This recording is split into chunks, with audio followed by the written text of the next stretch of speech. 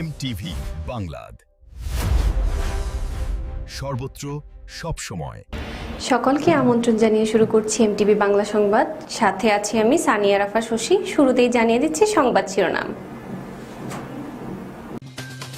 ১.৫ বছর পার হলেও কোনো অগ্রগতি নেই লক্ষ্মীপুরের নৌবন্দরের।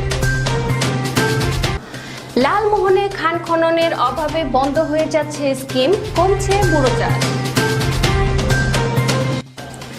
বানিয়াচংয়ে খেট্টা খালের উপর নির্মিত বৃষ্টি যেন মরণখাদে পরিণত।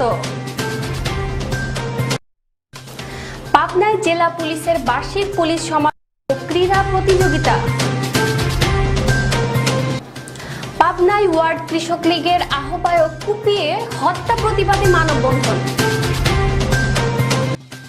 পেশায় একজন কাঠমিস্ত্রি, গড়ে তুলেছে নিজ উদ্যোগে কমিউনিটি লাইব্রেরি। শুনছিলেন সংবাদ শিরোনাম, এখন বিস্তারিত। ঘোষণার ১.৫ বছর অতিবাহিত হলেও লক্ষ্মীপুরের মজু চৌধুরীর হাটে নৌবন্দরে দৃশ্যমান কোনো অগ্রগতি নেই। এ নৌবন্দর বাস্তবায়িত হলে ২১ জেলার মানুষের মধ্যে যোগাযোগের নতুন সেতুবন্দর তৈরি হবে। দ্রুত প্রকল্পের নির্মাণ কাজ শুরু করার দাবি স্থানীয়দের। তবে জেলা প্রশাসক বলেছেন, প্রকল্পটি গেজেট আকারে প্রকাশিত হয়েছে। ইতিমধ্যে ভূমি অধিগ্রহণের কাজ শুরু হয়েছে।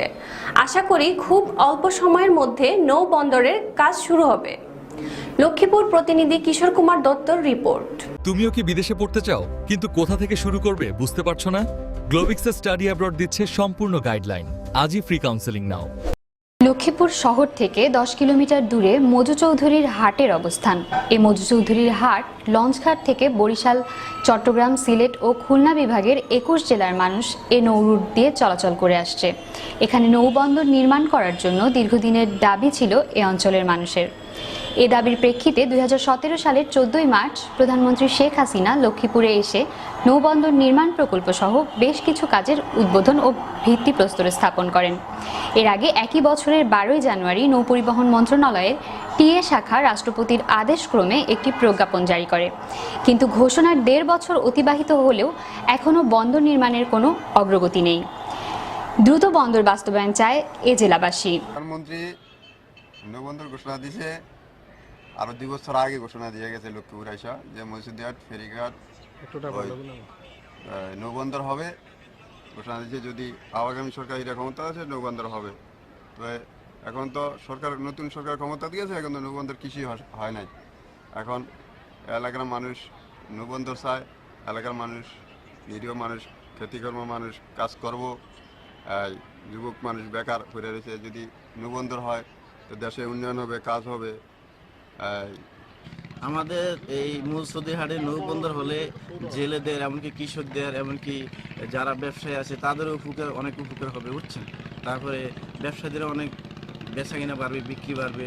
বিভিন্ন মানুষ, বাড়িওয়ালা তারাও ভাড়া দিবে, ভাড়া খাবে, বুঝছেন।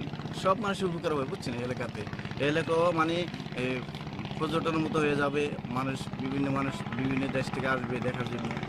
অদ্যাবধি লক্ষ্মীপুর মৌসুদ্দির হাটের নৌবন্দরের কার্যক্রম এখনও চালু হয়নি।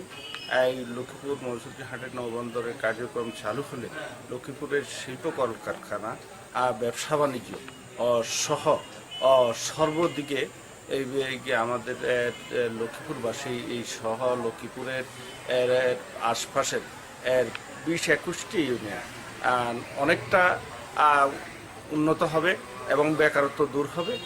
জেলা প্রশাসক অঞ্জন চন্দ্র Globixa Study Abroad, your gateway to global education. একটি বিশ্বস্ত ও প্রফেশনাল এডুকেশন কনসালটেন্সি প্রতিষ্ঠান। এমটিভি বাংলাদ, সর্বত্র সবসময়।